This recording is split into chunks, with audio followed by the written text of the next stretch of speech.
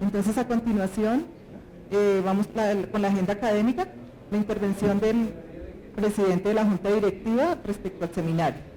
Bueno, nuevamente, muy buenos días a todos, a quienes estaban en la asamblea acompañándonos hace unos minutos y a los nuevos asistentes al seminario y muy especialmente, como decía Yolanda, a una persona de la casa, a nuestro ministro de Comercio, el doctor Germán Umaña, que nos va a acompañar.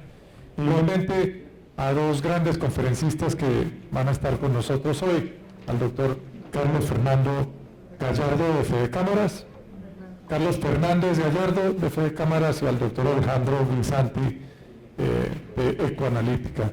También asistirá al seminario y nos dará unas palabras nuestra presidenta ejecutiva, la doctora María Luisa. Y pues nomás agradecerles a todos ustedes a este seminario que de verdad tenemos gran interés de seguir conociendo cómo podemos trabajar por el desarrollo entre ambos países. Muchas gracias, señor ministro, muchas gracias a todos y bienvenidos.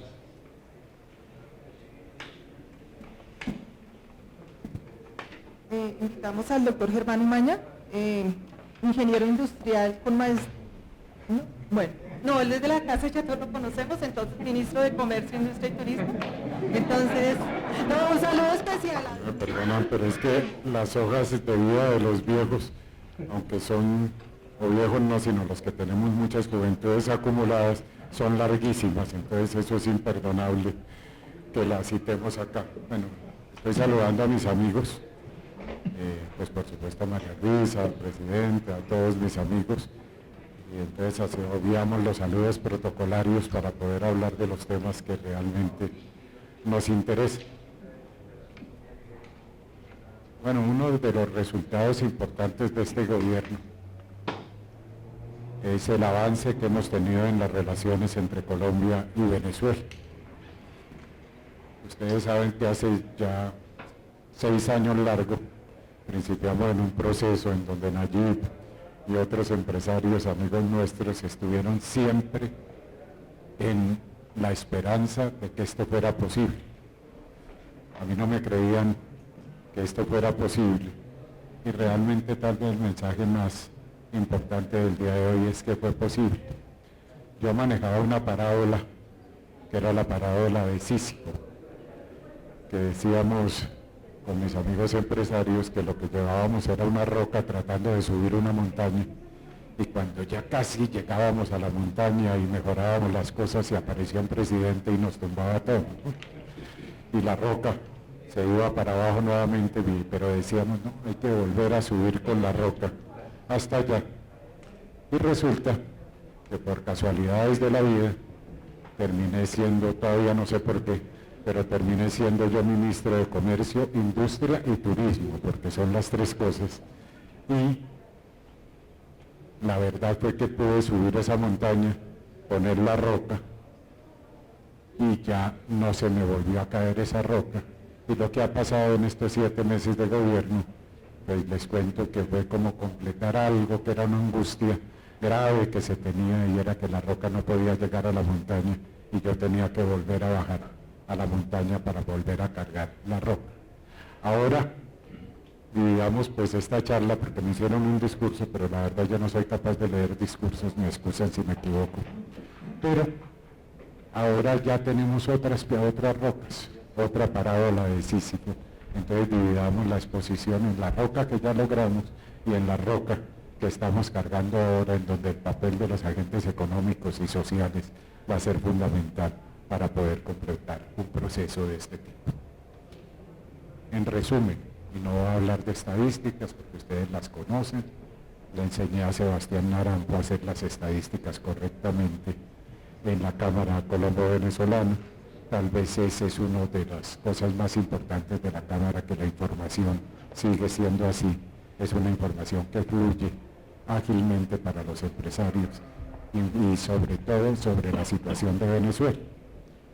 Pero si recuerdan ustedes, habíamos iniciado con varios factores. Primero, no había relaciones diplomáticas con Venezuela. La diplomacia es el arte de hablar entre diferentes. porque para hablar con iguales y para hablar con nuestros amigos, pues no es necesario la diplomacia, casi que es suficiente un almuerzo o un café. Pero hablar entre diferentes, entonces lo que planteó el presidente Petro, en eso de la diplomacia, de hablar entre diferentes y hacer esa complementación para poder tener los diálogos, era lo que existía entre la China y los Estados Unidos, que son diferentes, pero no se les ocurría tener ruptura en las relaciones diplomáticas porque se había eliminado todo tipo de conversación. Ese era el primer requisito. Y el segundo requisito es que nuestra Constitución dice que los asuntos internos de los países los resuelven los ciudadanos de esos países y no los ciudadanos de otros países. Bajo ese presupuesto se planteó la apertura de las relaciones diplomáticas con Venezuela. La primera, que sí, teníamos que hacer muchos diálogos porque teníamos muchas diferencias y teníamos que volverlas en alternativas válidas para que hubiera una relación entre dos pueblos fronterizos, de dos pueblos hermanos. Y la segunda, que indudablemente nosotros no somos quienes para decirle a los amigos venezolanos qué tienen que hacer con su sistema político. Y eso fue claro en la reanudación de las relaciones diplomáticas. Se reanudaron las relaciones diplomáticas, pero por supuesto había un segundo punto que era fundamental, es que había 3 millones o no sé cuántos, 2.700.000, aquí están los de la Universidad Rosario, que llevan las estadísticas día a día en su programa Radar, pero son casi 3 millones de venezolanos que no tenían consulados, y es que les resulta que los consulados son para proteger a los ciudadanos venezolanos en Colombia, bajo la legislación venezolana, y para protegerlos en sus relaciones con el país que les ha dado la acogida bien o mal. Y lo mismo, en el caso colombiano son todavía entre 3,5 y 4 millones de ciudadanos venezolanos y de inversionistas y agentes económicos que tienen la posibilidad, y la van a tener muy pronto, de poder tener los consulados para que bajo la ley colombiana se protejan los intereses de los ciudadanos colombianos en Venezuela y se establezcan las relaciones correctas de todo tipo con el gobierno venezolano. A las relaciones diplomáticas son fundamentales las relaciones consulares. Nos hemos demorado mucho, nos hemos demorado excesivamente en reabrir los consulados, pero ya en este momento van a estar abiertos por lo menos el 50% de los consulados. Ya estaba el embajador Benedetti y ya están nombrados los cónsules, pero con esa perspectiva. Pero después, lo fundamental era el tema de la circulación de personas, el tema de la circulación de mercancías, el tema de la circulación de vehículos del servicio público y la conectividad de Venezuela con toda Latinoamérica desde el punto de vista del transporte terrestre, y también todo el tema que tiene que ver con la conectividad aérea, que hay unos muy pocos avances en materia de conectividad aérea, pero hay avances en conectividad aérea y esperamos que esto se profundice muy rápidamente. Pero tal vez lo principal es que rescatamos el tema de derechos humanos, y el tema de derechos humanos para que las personas no siguieran pasando por las trochas en las condiciones que estaban pasando. El primer punto que se logró allí fue la circulación de los estudiantes. Eran 4.800, 5.000 estudiantes, 5.000 niños que estudiaban en Colombia, que pasaban o por las trochas o pasaban en condiciones infames. En el caso de Colombia y Venezuela, con sus mamás, se violaban los derechos de las mujeres, se violaban los derechos de los niños. Y lo primero que se hizo fue el paso de los estudiantes, pero en condiciones dignas, como lo tienen ahorita, y es que vamos en los buses colombianos hasta el sitio en Venezuela, en el Táchira, donde se recogen los estudiantes y regresan en las mismas condiciones y no ya a pie por los puentes o por las trochas, sometidos a toda clase de vejámenes. Esa fue la primera parte de la circulación de personas. La segunda eran las condiciones infames también que tenían para lo que llaman la parte circular de la migración, que entraban y salían. Pero ahí hicimos todos los temas para que pudieran pasar en condiciones legales, pero también que la DIAN tuviera la inteligencia de lanzar el decreto claro de cuáles son los transportes que se puede hacer, y esa es una parte que no han contabilizado entre el comercio colombo-venezolano. es que eso lo contabilizamos en la Cámara Colombo-Venezolana, seguramente lo están haciendo ahorita, es cuántas personas pasan por los puentes diariamente, cuántas personas regresan y con qué regresan y qué significa eso, sumando en materia de exportaciones. El cálculo que hicimos hace unos 3 años, cuando pasaban 40.000 venezolanos por la frontera, porque eso era lo que pasaba, que se alcanzaba cerca de 800, 900 millones de dólares en esto.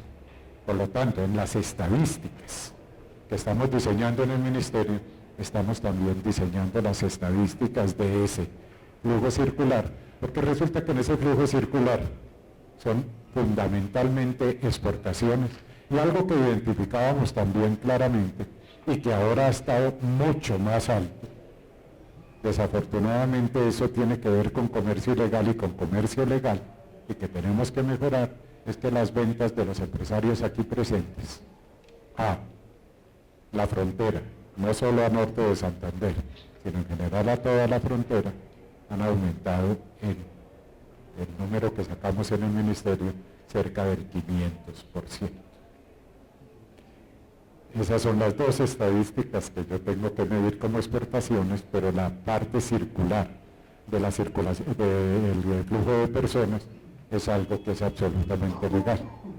El otro también es legal, porque ustedes se están vendiendo en norte de Santander o en Táchira, venden con el IVA, cumplen con todas las condiciones, pero para ustedes ha sido complicado, porque productos de los empresarios colombianos que no han sido exportados legalmente aparecen en todos los supermercados y en todos los sitios de canales de comercialización de Venezuela.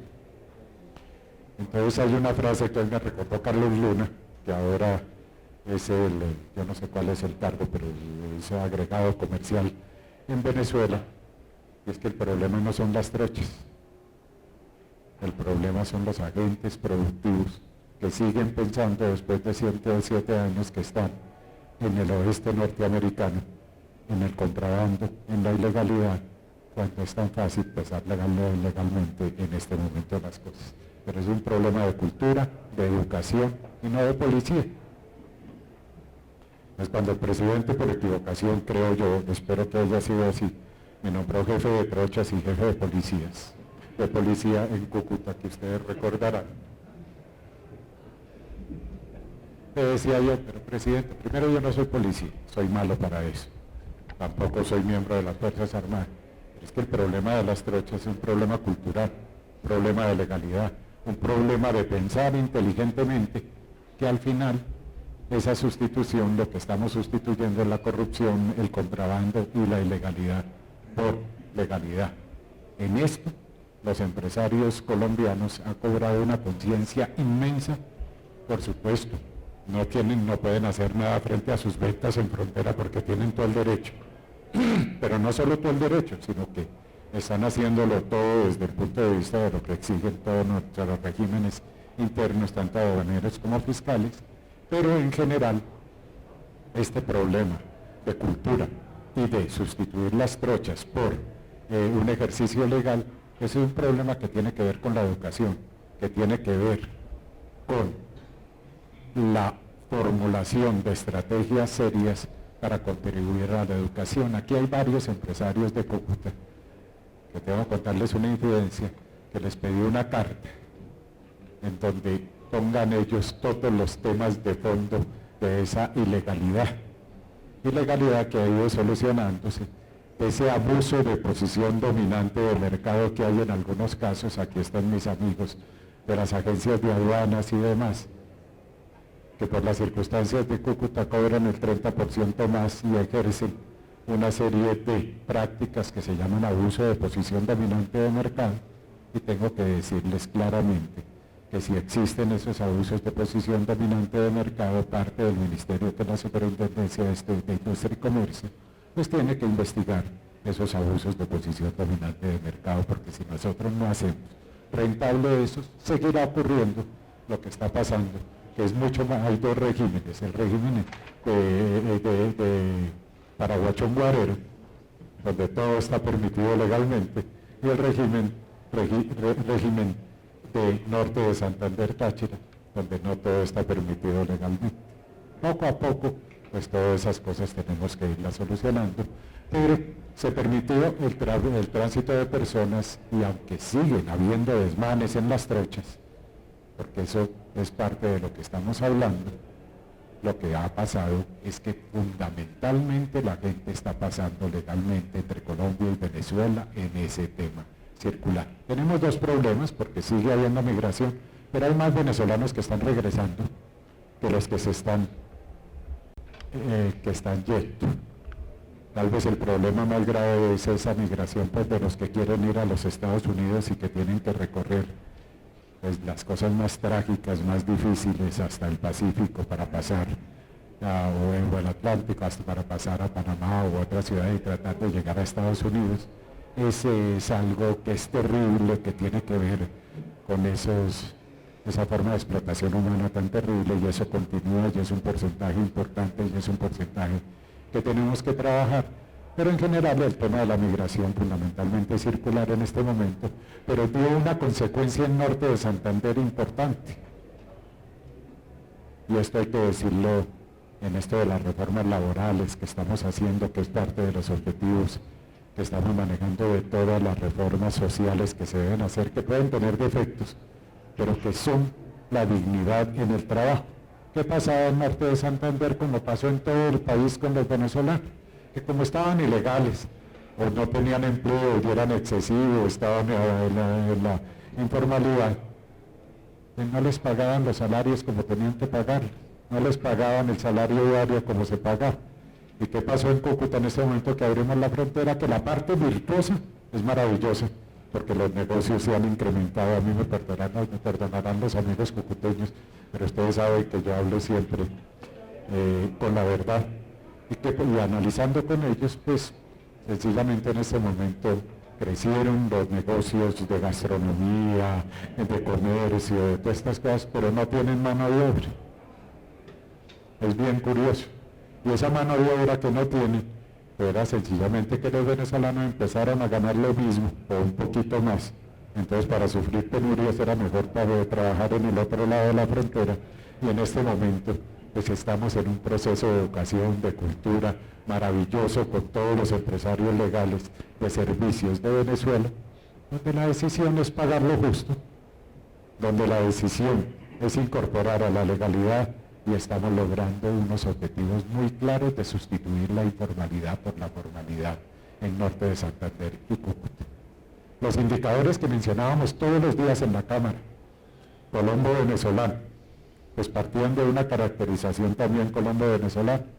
Para nosotros los indicadores no era cuánto se exportaba.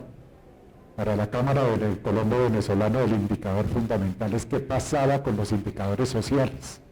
Porque resulta que si no hay demanda, no hay tampoco producción, no hay tampoco venta, no hay tampoco desarrollo.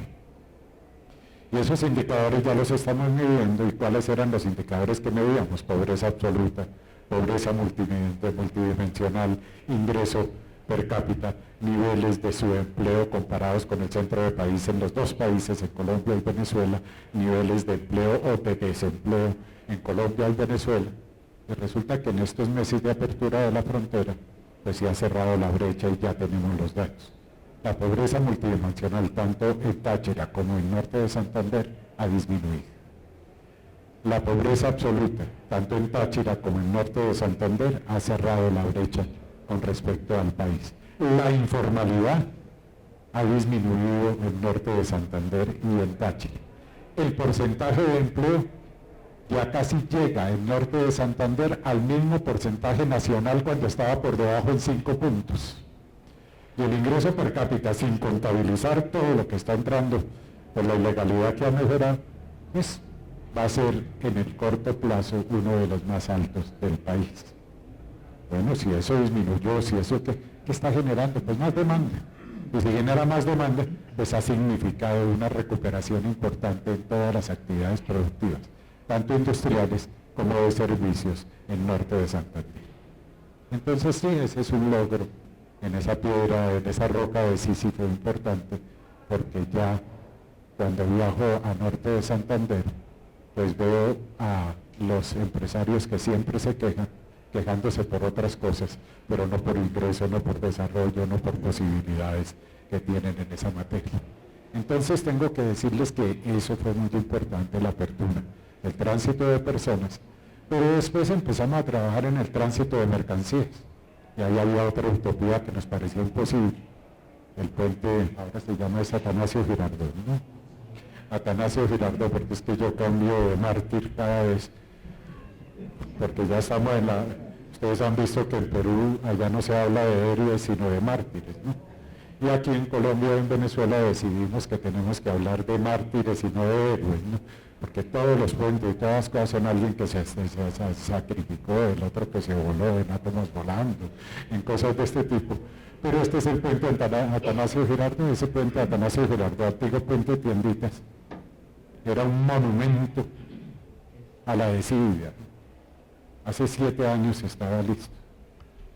Eso no nos lo pueden quitar. Ustedes van por el puente Atanasio Girardot, por el puente Tienditas, y tenemos un puente impecable tanto del lado colombiano como del venezolano, y unos servicios mucho mejores en Venezuela desde el punto de vista de aduanas, de logística y demás, que lo que tenemos en Colombia.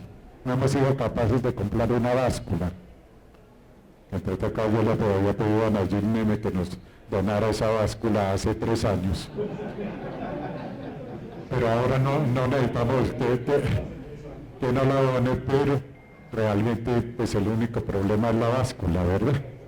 Pero en general tenemos el puente de Tienditas abierto. Tenemos abierto para tránsito vehicular de carga y lo mismo que en el puente de Tienditas, el puente Simón Bolívar.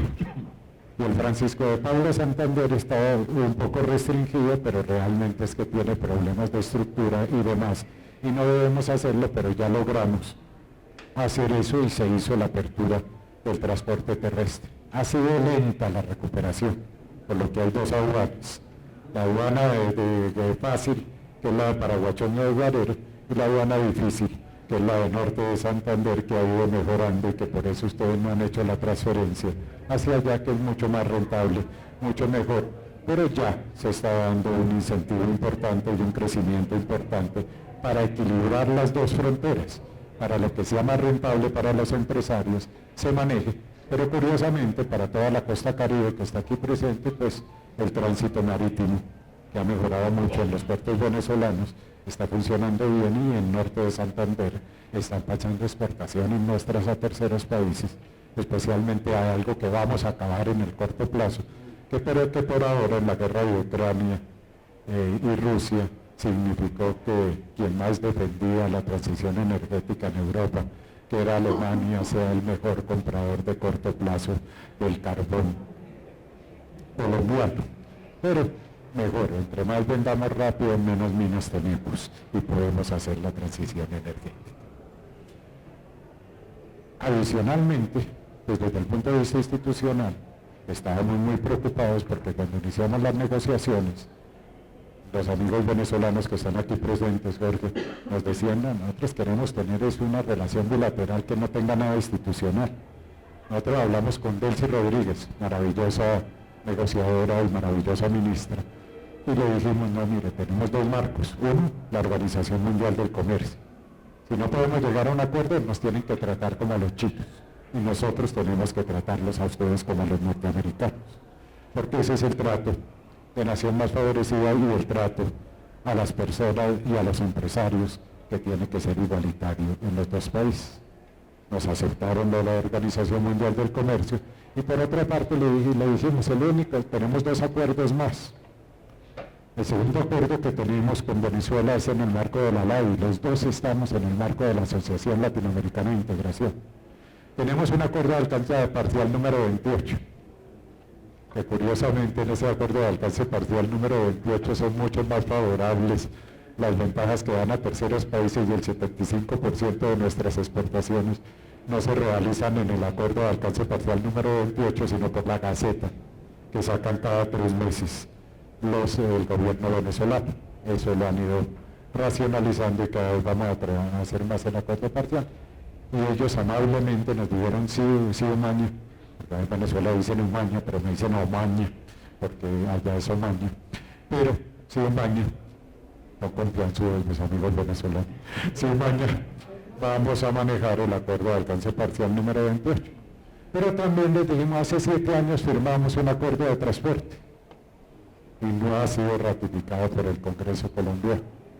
Y la otra cosa que le dijimos al gobierno venezolano, mire, tiene que haber algún mensaje de seguridad jurídica a las inversiones, porque si no existe ese mensaje de seguridad jurídica a las inversiones, cuando solucionemos todo este problema de las sanciones norteamericanas y demás que están tratando, las inversiones de los colombianos en Venezuela, que van a ser muy importantes, pues no vamos a tener un marco jurídico y una institucionalidad adecuada. El mensaje en la negociación, pues vamos a tener institucionalidad y vamos a tener seguridad jurídica. Y efectivamente así lo hicimos. Marco de la OMC quedó vigente, nos sentamos a ver la nueva realidad venezolana, porque a mí me decían, mire, en una negociación, cuando alguien sale satisfecho y el otro sale triste, esa negociación no dura. Cuando alguien sale, cuando todo el mundo sale igualmente insatisfecho, esa es una negociación perfecta, porque tiene duración de largo plazo. Y eso fue lo que hicimos en el ALAI. Miramos los intereses de Venezuela, porque es que el 90% de las exportaciones son de Colombia a Venezuela, del total del comercio, y el 10% de las exportaciones son de Venezuela a Colombia. Pero resulta que Venezuela está en un proceso de desarrollo, de volver a recuperar sus industrias, de volver a recuperar su oferta, de volver a manejar. Entonces nosotros fuimos profundamente flexibles en el acuerdo de alcance parcial número 28. Y por supuesto, tenemos un acuerdo de alcance parcial profundamente equilibrado en este momento con respecto a Venezuela, y yo lo he dicho públicamente, pensaban que me equivocaron, que yo me volví el principal promotor de las exportaciones venezolanas. Porque si no equilibramos la balanza con Venezuela, por lo menos lentamente, pero que lo hagamos, pues ese no es un acuerdo que vaya a tener duración permanente, y esa es una de las tareas que tiene Carlos Luna en Venezuela, que es promover esa complementación comercial. Pero todas esas medidas se manejaron también en el acuerdo de transporte. En el día de mañana ya pasa al penúltimo debate en el Congreso del acuerdo de transporte. Los amigos parlamentarios han sido de una corrección inmensa con el Ministerio de Comercio, Industria y Turismo, porque todas nuestras iniciativas de todas las corrientes políticas han sido votadas positivamente por unanimidad. Pero es que digo yo que yo soy el más derechista, de los ministros el más derechista de los izquierdistas del gabinete. Pero en esos términos el acuerdo de transporte pues ya va a quedar consolidado, y ahí ya tenemos un método de intercambio de cartas diplomáticas en donde está la institucionalidad y la seguridad jurídica en el acuerdo de transporte entre Colombia y Venezuela. Y algo que parece increíble, en muy corto plazo, firmamos algo que yo he dicho, que hay que revisar los tratados de protección de inversiones en las condiciones que se manejan, es decir, que no metamos cosas bárbaras en propiedad intelectual, que no metamos cosas bárbaras en la relación inversionista-Estado, en donde no hay normas de competencia para evitar el abuso de posición dominante de mercado, que aclaremos qué es eso de la expropiación indirecta, porque todos lo consideran expropiación indirecta, que los métodos de solución de controversias no se hagan exegéticamente sin contemplar todos los temas ambientales de protección del agua y de nuestro medio ambiente.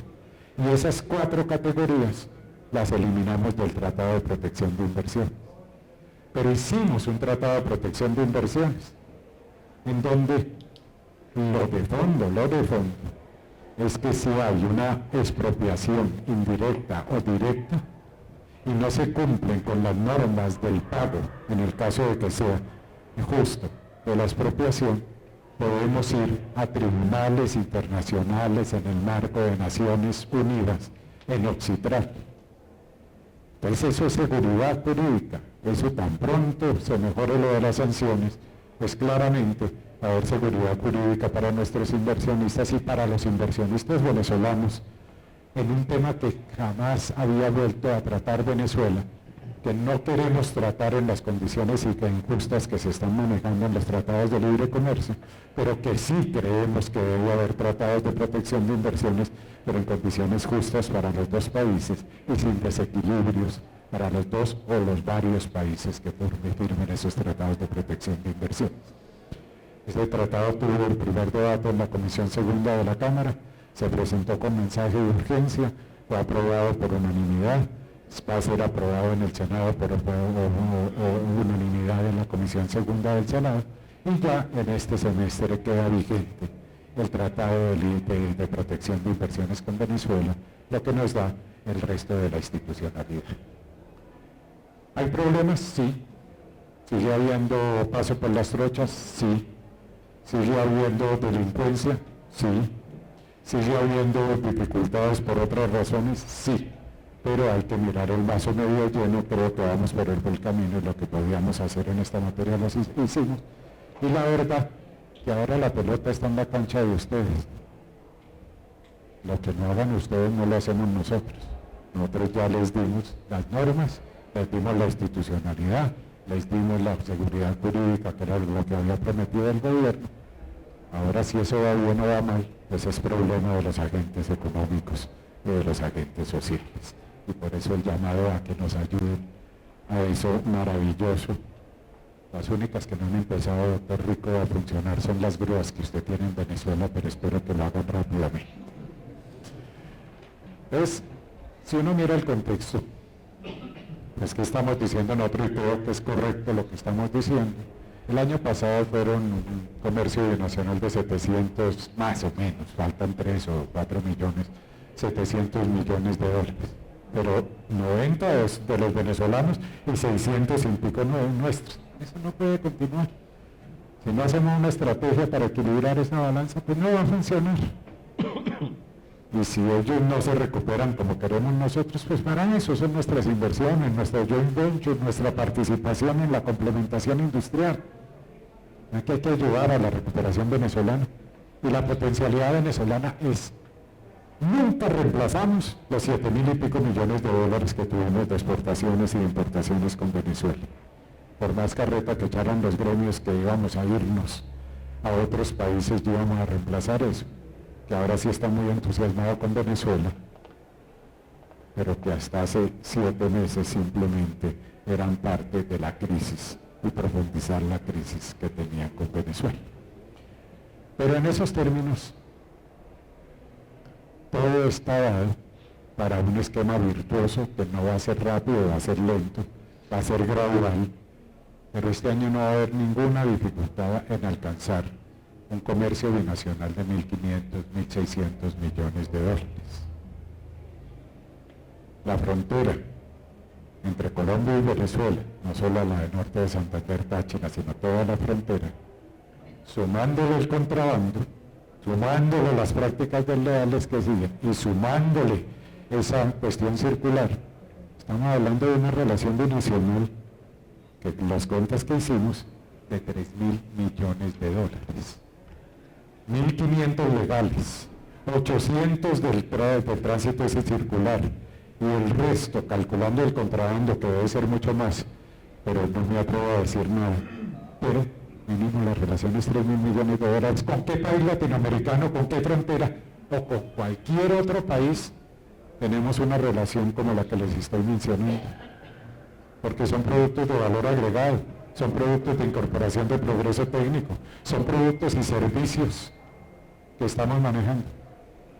La pregunta es, pues dígame usted con qué país tenemos una cuestión clara en ese sentido, y ahorita que están a la baja las exportaciones totales, lo único que nos está protegiendo son esas exportaciones con Venezuela, que no va a ser sobre el total, pero sí sobre un porcentaje importante para equilibrar la balanza comercial colombiana, en donde están cayendo exportaciones e importaciones. Inclusive va a mejorar la balanza de cuenta corriente, pero va a mejorar por un esquema perverso, que cayeron el comercio total, y no va a incrementarse el déficit de cuenta corriente, pero no se incrementa el déficit de cuenta corriente por un esquema virtuoso de comercio exterior, sino simplemente porque caen más las importaciones que las exportaciones. Ojalá caigan ciertas importaciones que compiten, con el productor nacional, pero todo lo que tiene que ver con inversión, bienes de capital, materias primas e insumos necesarios con valor agregado, están cayendo, lo que implica una contracción en la producción nacional y en el Producto Interno Bruto manufacturero y de servicios, que no es virtuoso para el país. Pero Venezuela nos está solucionando en parte todas esas dificultades y tenemos que tener la conciencia de esa importancia. Bueno, sobre Venezuela no sé si después tenemos unas preguntas y cosas de las que sería agradable, pero principiábamos con la roca de Sísifo y resulta que, bien bruto que soy yo, una vez logré lo de la roca del Sísifo, no renuncio sino me meto con otras 3 rocas de Sísifo. Entonces ahora la primera roca de Sísifo es la política de comercio exterior que teníamos que desarrollar en estos primeros 6 meses. Eso lo dije en mi primera charla con los empresarios y con todos, y ya tenemos la política de comercio exterior. Esa política de comercio exterior es relativamente sencilla. La primera cosa es que equilibramos las normas de competencia comercial. Estamos hablando de antidumping, estamos hablando de cualquier tipo de salvaguardias, estamos hablando de aranceles, estamos hablando de todas estas cosas, en donde no puede haber preferencia para los importadores, tampoco preferencia para los productores nacionales, sino que hay que equilibrar las normas y no se aplican las normas. Mi papá decía que era como los taxistas, que le cobraban a uno de acuerdo con la carrera y de acuerdo con el pasajero, ¿no? Sino se hacen las cosas de acuerdo con las normas. Entonces hicimos modificaciones importantes en el Comité de Competencia Comercial, en el Comité, en el AAA, en el CONFIS y demás, tanto en la estructura de los que participan como en las normas, y de los análisis técnicos lo que ve, pues tendremos nosotros que aplicar no la protección, la norma por derechos compensatorios, y eso ha pasado. Aquí están los del acero, en donde claramente hay una orientación del gobierno nacional, pues si nos aplican las 232, están protegiendo a los industriales norteamericanos, que porque somos hoy para un peligro por seguridad nacional para Norteamérica, y así lo han manifestado durante tantos años. ¿Y qué pasó con eso? Pues se desvió el comercio de la China y de la Rusia, que es a quien se los aplica, hacia los países consumidores de otras partes, y nos estamos llenando de productos rusos, chinos, con dificultades desde el punto de vista de normas técnicas, sobre todo, porque tiene que ver con todo lo que es normalización técnica, pero también con dificultades por la falta de claridad nuestra, de que fijamos aranceles de acuerdo a la carrera y de acuerdo con el pasajero. Entonces puede haber desviación del comercio sin ninguna dificultad en esa materia. Entonces no, el hecho de que Estados Unidos aplique, y estoy poniendo la 232, y se le ha dicho a los Estados Unidos, no es un discurso que se esté manejando acá, pues sencillamente nosotros no podemos manejar esa desviación del comercio y en los términos que se está haciendo en materia de precios, de dumping y demás. Y por supuesto nos tocará aplicar las medidas necesarias para poder equilibrar el comercio. Ese es un ejemplo. Ejemplos también tienen que ver con que cuando se negoció el Tratado de Libre Comercio con los Estados Unidos, pues sencillamente y con la Unión Europea y casi con Japón, se les dijo: mire, eso no es problema, ustedes apliquen las ayudas internas, otras medidas de efecto equivalente, las ayudas tecnológicas, demás en el sector agropecuario, y nosotros no hacemos nada porque como no tenemos chequera, no podemos aplicar lo mismo, y tranquilo, exporten acá. Y con la guerra de Ucrania y Rusia nos vimos que el problema no era de seguridad alimentaria, era de soberanía alimentaria, y era de agroindustrialización. Entonces, sencillamente, en este momento hay una 232, pero nosotros también tenemos exportaciones de los Estados Unidos, y esto es importante para otras personas aquí presentes, de las empresas venezolanas en Colombia. Está el tema del maíz, del sorgo y otros productos agrícolas que se ven afectados en la competitividad en los precios por el hecho de que hay ayudas internas, medidas de efecto equivalente y ayudas financieras, ayudas tecnológicas que nos hacen imposible producir. pues va a tocar estudiar cómo equilibramos que una medida injusta condenada por la OMC como la 232, condenada en el acuerdo bilateral que ya denunciamos en el acuerdo bilateral, que ya no era consulta de eso porque no es justo que nos estén aplicando una cosa que no tiene sentido, pero la estrategia de equilibrio es aplicar medidas de efecto equivalente justas dentro de la normativa internacional. No se vayan a sorprender si vamos a aplicar esas medidas para poder equilibrar los problemas que aquí se presentan. Primer punto de la política comercial. La segunda política fue, sí, abrimos conversaciones, porque en 12 años pasa cualquier cosa, en 10 años o en 11 años. Y no es posible que no se hubiera hecho ninguna evaluación de los resultados de los tratados de protección de inversiones o tratados de libre comercio que dicen algunos, en el caso de México, en el caso de la Unión Europea, el acuerdo de asociación, y en el caso norteamericano. Abrimos las conversaciones, hemos planteado todos los problemas en cada uno de los capítulos y le hemos pedido a ellos que nos digan qué problemas tienen, porque somos socios, y así se está haciendo en cada uno de los comités normales, no estamos haciendo renegociación, sino estamos planteando en los mecanismos del acuerdo y en cada capítulo qué vamos a hacer con los problemas de origen de las mercancías aquellos y textileros, que 10 años después y medio no hemos logrado una acumulación de origen con el Perú, cuando se la dan a todo el mundo, porque en 10 años y medio nosotros no habíamos podido tener una norma de origen de acumulación de banderas para poder exportar nuestro atún, o que hayamos firmado una cosa que dice que el mecanismo de escaso abasto toca consultarlo con los industriales norteamericanos y nunca nos contestan, entonces no podemos importar de terceros países esas cosas. O no entendemos por qué tenemos las demandas en la Agencia de Inversiones de Protección del Estado por interpretaciones sobre cosas muy complicadas, como es el tema de la vacuna, las vacunas, la confidencialidad, porque dicen que hay una presunta anulación o menoscabo en los beneficios esperados por las multinacionales que abusaron de los precios de mercado. Eso está la CIC, ¿no? Pero ¿cuándo ha visto a la CIC investigando una empresa farmacéutica? Necesito que investigarlas, porque hay muchas buenas, pero hay otras que hacen dumping. Y bueno, cuando hacen dumping, esos son los mecanismos de equilibrio, ¿no? Fíjense ustedes que en este tema pues estamos equilibrando. Esa es como el primero. Segundo, esas negociaciones van a durar, esos diálogos, perdón, van a durar un año. Dentro de un año se hacen los comités de comercio. Y ahí llamaremos a un gran análisis nacional. Y para eso nos estamos preparando en el ministerio con modelos matemáticos avanzadísimos y cosas de esa junta que es el profesor de la Nacional, que es parte de eso.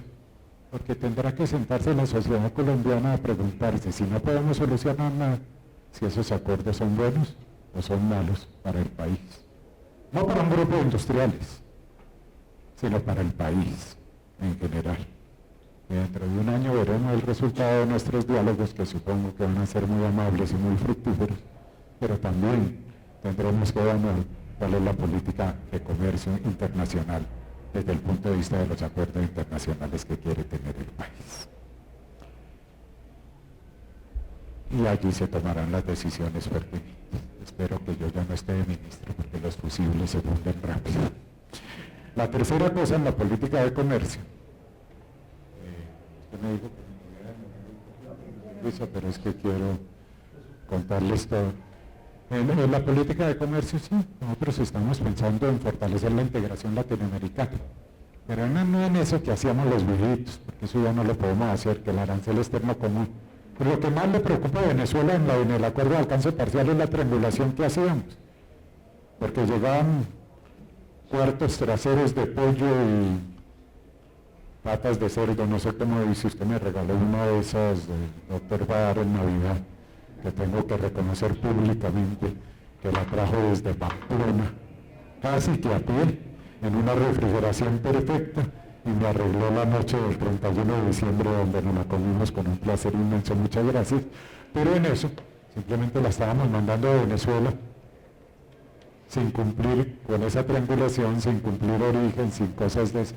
Pues lógico, pongamos las normas de origen, tranquemos esa triangulación horrible que existe, porque ya no podemos tener arancel externo común, porque nosotros ya no tenemos arancel y ellos tienen el arancel de Mercosur. Pero ya está hablando el presidente de otras cosas, me parece muy bien, con Brasil, con toda la Amazonía, pues tenemos que tener como instrumento de negociación la Amazonía, no tenemos que desforestar, no tenemos que seguir acabando con nuestra naturaleza. Pero un momentico, el 90% de las emisiones de carbono las hacen los países desarrollados, ya entendieron que tienen que hacer la transición energética. Y para eso necesitan, primero, del pulmón de la Amazonía, que no es como figura en internet que es un patrimonio de la humanidad, no, es un patrimonio nuestro, de los brasileños y de los peruanos y de cada uno de nosotros. Es un instrumento que no debemos deforestar, pero que si ellos quieren tener transición energética, tienen que tener la posibilidad de transferir las inversiones y hacer un comercio justo para mejorar la Amazonía. Pero eso es normal, ellos quieren, nosotros queremos, entonces hagamos de alianzas estratégicas de largo plazo para proteger a la humanidad en su conjunto. Pero en materia de comercio exterior, que no nos vengan con el pacto verde, que ni es pacto ni es verde, para cerrar nuestras pocas exportaciones a la Unión Europea y a los Estados Unidos con lo que están planteando. Vamos a tener que plantear cosas de fondo, ahorita en la reunión América Latina, CELAC, Unión Europea, y vamos a tener que plantear a la Unión Europea y en el marco de la OMC qué tiene que ver todo ese proceso de transición a una economía limpia, porque qué tal que nosotros cerráramos todos los fertilizantes y todos los productos de otro tipo que nos llegan para los cultivos nacionales de las multinacionales europeas. No hay que hacer una transición, ¿no? Y después nos metimos en el lío de la política de reindustrialización. Pues nunca pensamos en misiones porque eso era muy confesional. De hecho, no hemos hecho ningún contrato ni con la Mazzucato ni con cosas de esas que han salido en la prensa. No sé cuánta plata, una cantidad de plata. ¿No? Servía para un fin de semana, 4.800. Bueno, todo. No hay ningún contrato de eso, les quiero decir. Si está en conversaciones, la cooperación es bienvenida. La cooperación siempre y cuando nos la den en términos de referencia de lo que necesita el país, no de lo que necesitan los consultores europeos o los consultores norteamericanos. En eso también lo tenemos claro. La cooperación bienvenida, pero definida conjuntamente. Y eso es lo que hemos charlado en estos temas y no tenemos ninguna decisión al respecto de esa cooperación, por si al caso les interesa corregir una noticia de prensa que salió con algo que enviaron hace un año al principio de este gobierno y que nada tiene que ver con el resultado de lo que se está negociando hoy. Entonces, fíjense ustedes, en la política de reindustrialización fueron las apuestas. ¿Qué es lo que decimos nosotros? Vamos hacia una transición energética, hacia un desarrollo productivo y sostenible. Y nuestra decisión de la transición energética es seria, lo más rápido que podamos. Pero si ustedes han visto que en todo este debate de la transición energética salió un comunicado del Ministerio de Hacienda, del Ministerio de Minas y del Ministerio de Comercio, Industria y Turismo, donde claramente dijimos esa transición energética para el desarrollo sostenible va a ir al ritmo que implique sostenibilidad fiscal y sostenibilidad de la balanza de pagos. ¿Eso qué quiere decir? Que si podemos sustituir las exportaciones minero-energéticas por exportaciones no minero-energéticas y exportaciones del turismo, que creo que va a ser muy útil si complementamos la política de paz, en ese momento pues tenemos que abandonar exploración y abandonamos lo minero-energético.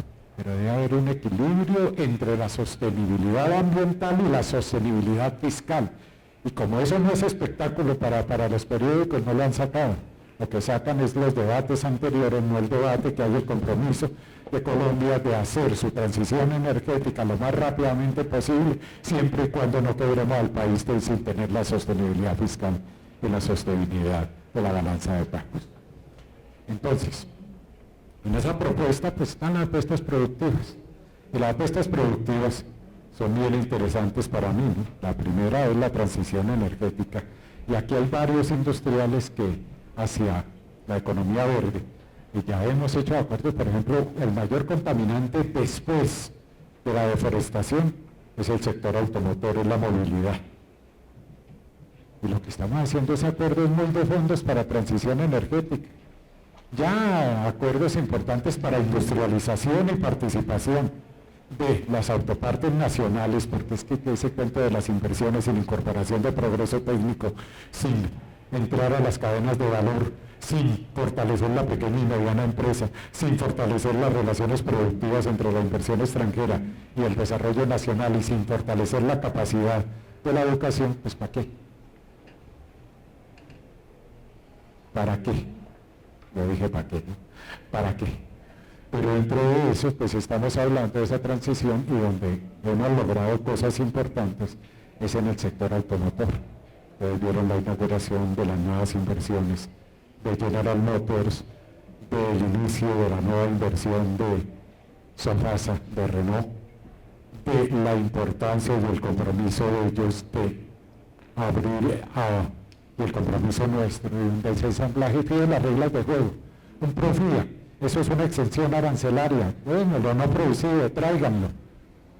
Pero hagamos los desensamblajes y no le hagamos trampa a los productores nacionales.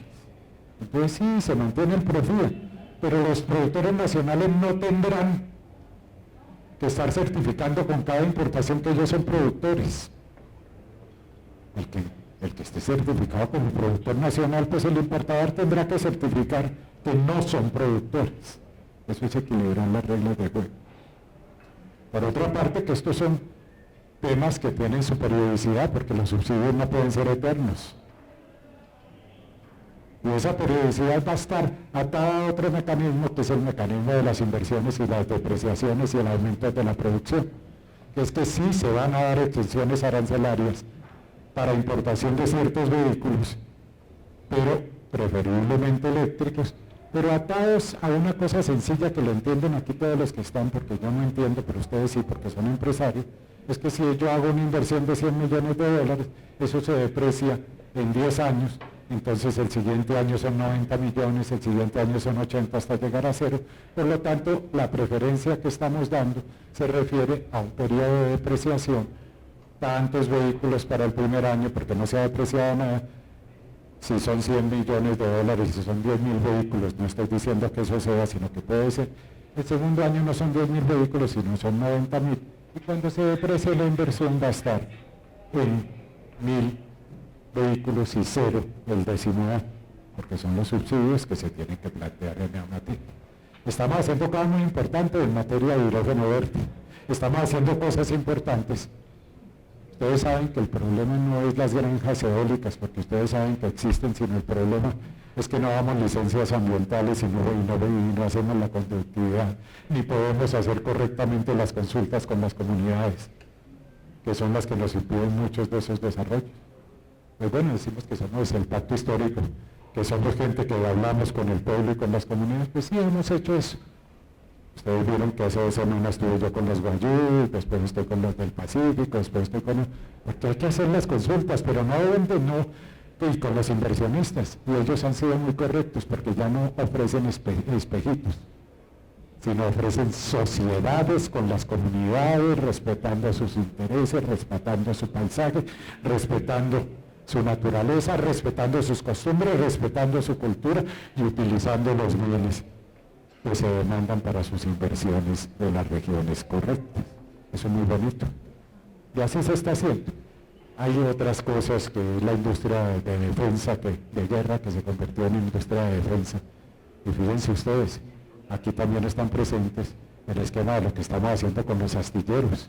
El clúster de autopartes de partes para astilleros que se desarrolló en Manizales, la participación de la universidad pública en eso, en la investigación, en los desarrollos técnicos y demás, y eso por supuesto es industrialización. El tema con Airbus, que estamos cerrando una inversión de 300 millones de dólares, donde nosotros vamos a hacer los empenajes y las bases de los drones no tripulados para la paz, no para la guerra, que están dentro de las inversiones del Ministerio de Defensa, y por fin logramos un tema de industrialización, que los mayorcitos acá se acuerdan que lo tratábamos como temas de política industrial, que significaba el offset, en el caso de las compras públicas, del mayor comprador de compras públicas en Colombia, que es las fuerzas militares, en donde toda inversión tendrá que tener un grado de porcentaje en cada compra para promover el progreso técnico, los acuerdos científicos y tecnológicos y la compra de bienes de capital nacional. Eso es por poner solo 2 ejemplos.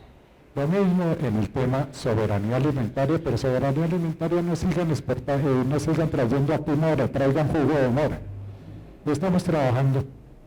Ayer inauguramos el SASCA, el nuevo SASCA, que son esquemas de economía popular, con todos los temas agroindustriales. En los próximos 3 meses escogimos 26 municipios de paz, municipios PEDET con sus zonas de influencia, municipios de menos de 200.000 habitantes, y vamos a ir con una oferta integrada del Estado a cada uno de esos municipios, porque tenemos que fortalecer la integración nacional, que estamos totalmente desintegrados y tenemos una brecha entre los territorios y las regiones.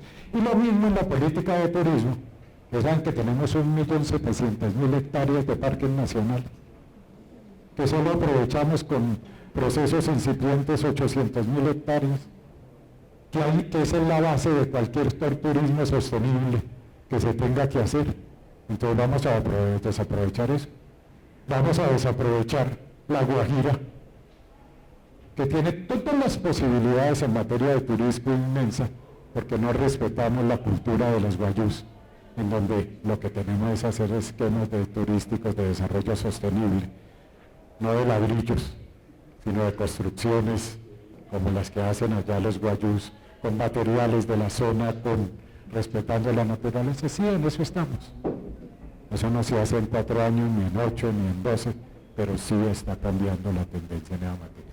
Entonces, se hizo la política de reindustrialización, no me voy a extender, ustedes la conocen, lo citamos a ustedes, la presentamos, estamos recibiendo sus observaciones, y se hizo la política de turismo, porque no es el cuento de que nosotros tenemos que hacer acciones y acciones y acciones, y bajo qué marco político. No, el marco político es que cambiamos una política de crecimiento que no tenía que ver con el desarrollo, por una política del desarrollo que va a implicar crecimiento. Si no generamos riqueza, y por eso ustedes son tan importantes, porque son los actores más rentistas de la economía, que hacen las inversiones y que hacen todo lo demás. Si no generamos riqueza, ¿para qué? ¿A qué pobres los vamos a distribuir si no va a haber nada?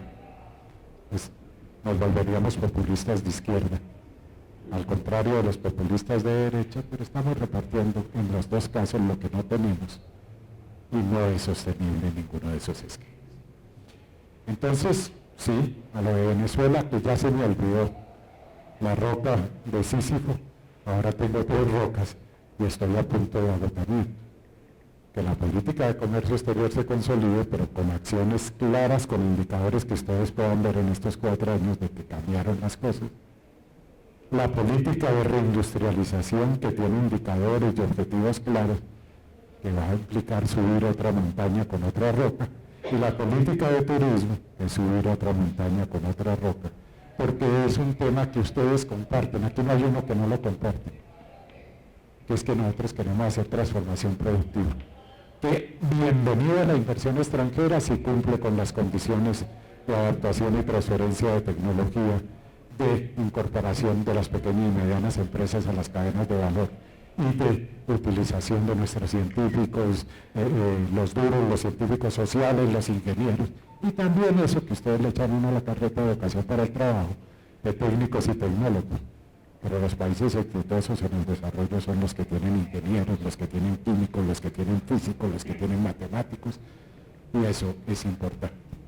Esas son las propuestas de las otras rocas de Sísifo, que esperamos cargarlas con éxito en el inmediato futuro. Y ya para finalizar, pues hablamos de Venezuela, hablamos de las propuestas, pero para finalizar yo tengo que decirle con toda franqueza que si algo aprendí yo en la Cámara colombo-venezolana es que los actores económicos y sociales, pero en este caso los actores económicos, que son capaces de jugársela aún en 30 años de abandono, a continuar en el país con fábricas, con inversiones, con capital de trabajo, con conservar sus cadenas de comercialización, con hacer desarrollos tecnológicos. Cuando estaban de espaldas a ellos todas las estructuras del Estado, y sin embargo se mantuvieron y están allí, pues que ustedes son los actores principales en este gobierno para trabajar en lo que conjuntamente podemos hacer, que es una política de desarrollo, una transición energética, una sostenibilidad y un propósito de integración nacional entre las zonas más difíciles del país y los privilegiados en las ciudades o en los campos, y que tenemos todas las posibilidades de trabajar por un país distinto, un país mejor que respete las diferentes condiciones. Finalmente hay un debate inmenso, que reforma la salud, reforma laboral, reforma pensional, tiene cosas buenas, cosas malas, pero como nosotros respetamos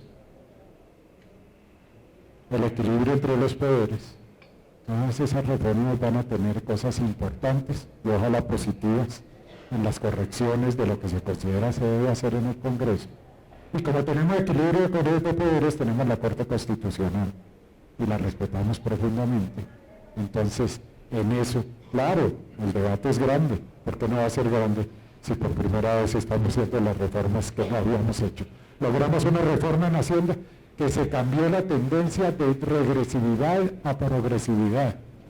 Varias empresas aquí presentes me preguntaban al primer día de ser ministro si íbamos a expropiar. ¿Qué se expropiaba? No se ganó el debate. ¿Qué íbamos a acabar con todo con la reforma tributaria? ¿Cuál? Se cambió la tendencia, puede que no les guste, porque claro, a mí, pero no es una reforma confiscatoria ni nada de eso, sino una reforma progresiva. ¿Qué va a pasar con la salud? Pues han cambiado muchas cosas y hay cosas que en la salud son buenas, son malas, hay que conservar los acumulados positivos y hay que tratar de mejorar las cosas en el acumulado negativo, sobre todo en ese problema de integración nacional, porque no existían en 900 municipios de Colombia de 1.000 millones y pico centros de atención primaria. Pues la reforma laboral, pues ahí hay que pensar una cosa y en el gobierno pues tenemos ese debate. Tal vez lo único problema de la reforma laboral es si hay que fortalecer los derechos de los trabajadores, pero no podemos incrementar la informalidad. Entonces ese debate de fondo lo tenemos que contemplar con seriedad, porque tiene que haber un proceso para que la informalidad se vuelva formal y no que la formalidad la fortalezcamos tanto que promovamos la informalidad. De la reforma pensional, pero es curioso, ahí hay solo dos debates, que si son 2 años para pasar a colpensiones o son 3 años para pasar a colpensiones. 3 salarios mínimos, perdón. Y hombre, pongan 2,5, no molesten tanto. Y que si le pagamos a mi amigo Montenegro el 1% y el 2%, pongamos el 1% y no molesten tanto, el 1.5%. Y esos son, y que si pueden invertir como invierten otras instituciones que tienen plata en un portafolio más amplio. Es lo único, eso debería ser justo. Y son las 3 cosas de la reforma pensional que tienen problemas. ¿Cuáles problemas? Y se cayó la reforma política, pues eso es la democracia. Y que hay una reforma para la paz. Y para ese tema, pues ese es un debate político de fondo porque se está buscando la paz total con todo el mundo. Y nunca se dijo nada contrario en todas las campañas que se hicieron por parte del gobierno nacional. En todo caso, el Ministerio de Comercio, Industria y Turismo no es el ministerio de los empresarios, es el ministerio con los empresarios. Y por eso yo los invito a construir una alternativa juntos para poder tener un programa de desarrollo, de sostenibilidad, de transición energética y de construcción de país donde ustedes son actores fundamentales, son condición necesaria y suficiente y donde el respeto por lo que ustedes están planteando y por lo que está planteando el gobierno nos debe conducir a ese equilibrio en nuestro diálogo que siempre hemos tenido. Muchas gracias.